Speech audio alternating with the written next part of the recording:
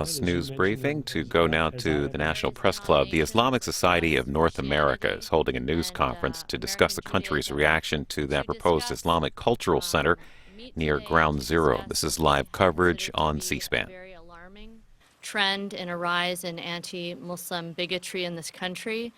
It is a time that challenges Americans to decide whether we're going to live up to our values, the values of religious freedom and tolerance that has really been a hallmark of American society for so long.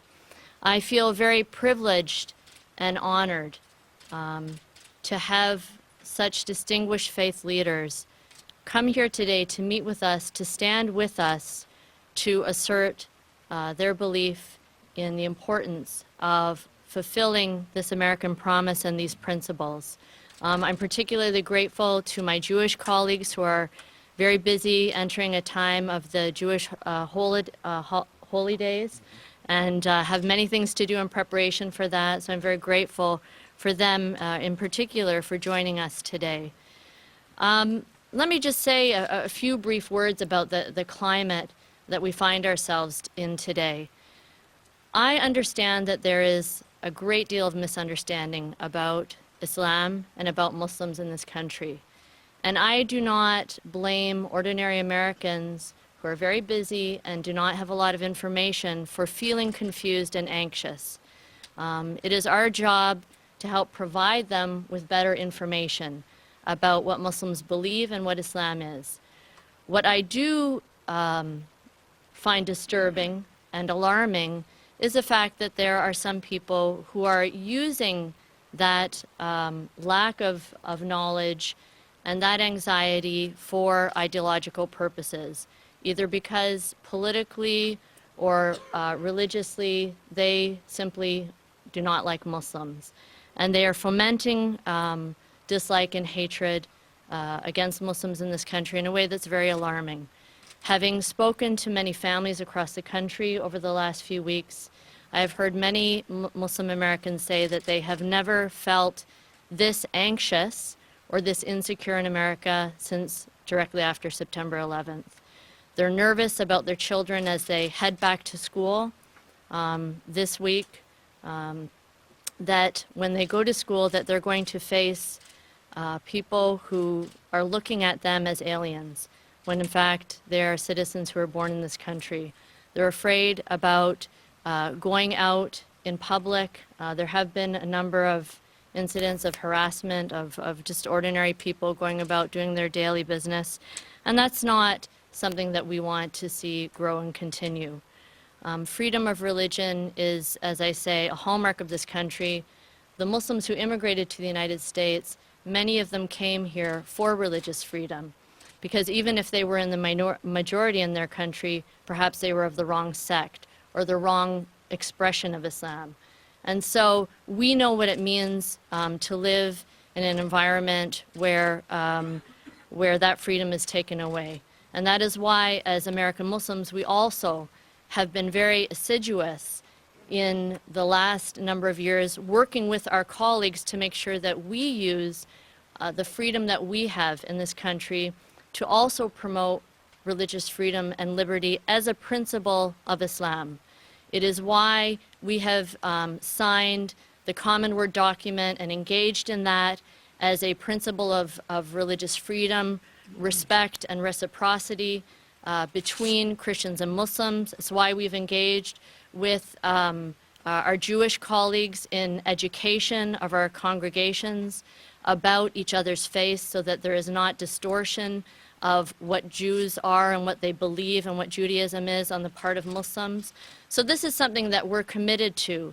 And we want to make sure that we're able to continue to fulfill this role, which is unique in the world. American Muslims have a unique ability to be this bridge and to show the Muslims who do not live in this kind of freedom that an open, pluralistic atmosphere where there are diverse religions living together can really be good for everyone. With that introduction, I would like to introduce my colleague, Rabbi David Saperstein, who's the Executive Director of the Religion Action Network of the Union for Reform Judaism to say a few words. I know, like Dr. Michael Kinnaman, who is the General Secretary of the National Council of Churches of Christ, we're really honored to have co-sponsored, to have co-hosted this with the Islamic Society of North America. And we commend both Ingrid Mattson and Dr. Saeed for the extraordinary work that they did in putting this together on such short notice. We are all in their debt. As for those of us who are Jews who are part of this undertaking, both the ones who are here, Jewish leaders who are here, and some who couldn't be because of the proximity of the holiday, but were part of the preparation for this, we could be nowhere else. We have been the quintessential victims of religious persecution and discrimination throughout history. We know what it is like when people have attacked us verbally, have attacked us physically, and others have remained silent. It cannot happen here in America in 2010 without the response of the religious community. And we speak out because we know that hate crimes and hate speech are not mere acts of disreputable talk, of murder or assaults or arsons or derisive conversation or desecrations. They're attacks on the pillars of our republic and the guarantors of our freedom. Such actions, such speech are a betrayal of the promise of America. They erode our national well-being. And those who commit those crimes do so fully intending to pull apart the two often frayed threads of diversity that should bind us together and that makes us strong. These people seek to divide and conquer. They do damage to America across the globe. They do damage to us internally. They seek to tear us apart from within, pitting American against American, fomenting violence, civil discord. And we stand here to say that is not who we are as Americans and as religious leaders. That is not what we are about. It is not what our religions are about, and it is not what this nation is about. We have released now a statement on behalf of all of us who are gathered here. We know it represents the sentiments and commitments of religious leaders throughout America. I believe you have copies, or if you don't yet, they are available on the way out. It was a powerful experience shaping this statement. We came in focused on core issues of religious liberty and realized as we talked about this moment that Dr. Mattson has so poignantly and urgently described, that we had to speak more directly to the anti-Muslim bigotry that is going on across America today. And in reshaping the statement, it was focused on that. And I'm going to call on two of our distinguished members of our group, Dr. Gerald Durley, who is the pastor of Providence Missionary Baptist Church in Atlanta, Georgia, and a well-known figure going back to the early days of the civil rights movement here in the United States. And Dr. Nancy Fuchs-Kreimer. Rabbi Kreimer is a professor who specializes in intergroup relations at the Reconstructionist Rabbinical College. And it is my pleasure to call on them now to read three brief excerpts from the statement that has been issued. Thank you very much, Rabbi Saperstein. What an honor and a privilege it is for me, having stood on the Mall 47 years ago under similar circumstances, where we were talking about liberty and justice for all. The statement that we've worked together collectively reads thusly: religious leaders denounce anti-Muslim bigotry and call for respect for America's tradition of religious liberty. As religious leaders in this great country, we have come together in our nation's capital to denounce categorically the derision, misinformation, and outright bigotry being directed against America's Muslim community. We bear a sacred responsibility to honor America's varied faith traditions and to promote a culture of mutual respect and the assurance of religious freedom for all. In advance of the 9th anniversary of the terrorist attacks of September the 11th, 2001, we announce a new era of interfaith cooperation. Thank you. We are profoundly distressed and deeply saddened by the incidents of violence committed against Muslims in our communities and by the desecration of Islamic houses of worship. We stand by the principle that to attack any religion in the United States is to do violence to the religious freedom of all Americans.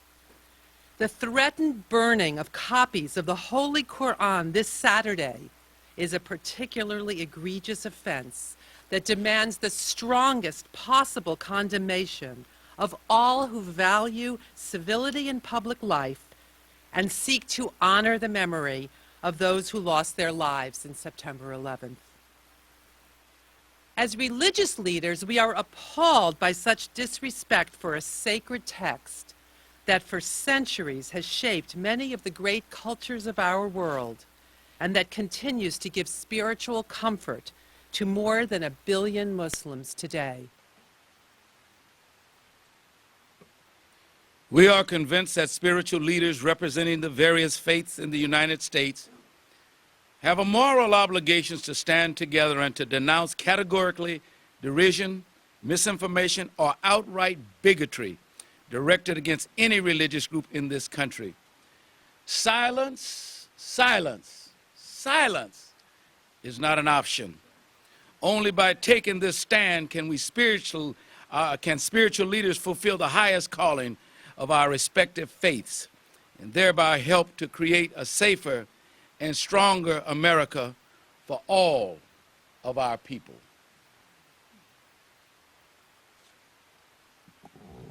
Thank you so much. Now I would like to call up the Reverend Cardinal Theodore McCarrick, who's the Archbishop Emeritus of Washington.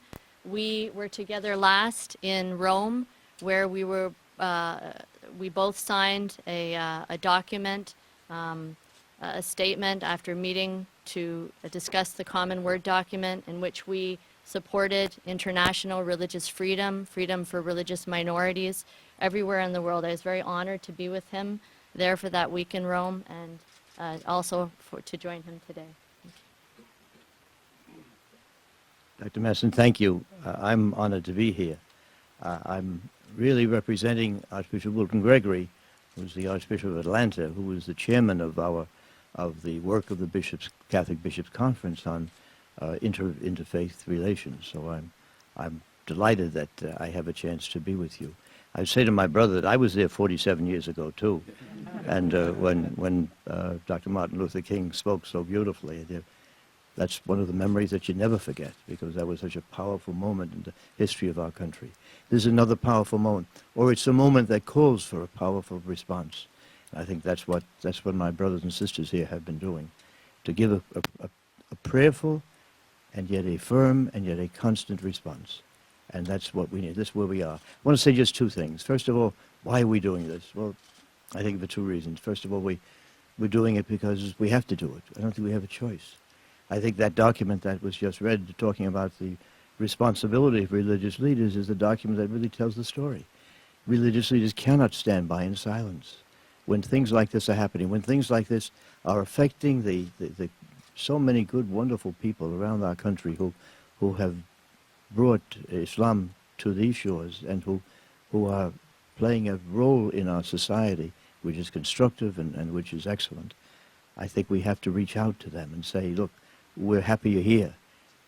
We love you, and we understand that you're bearing false witness against your neighbor is against the Quran, is against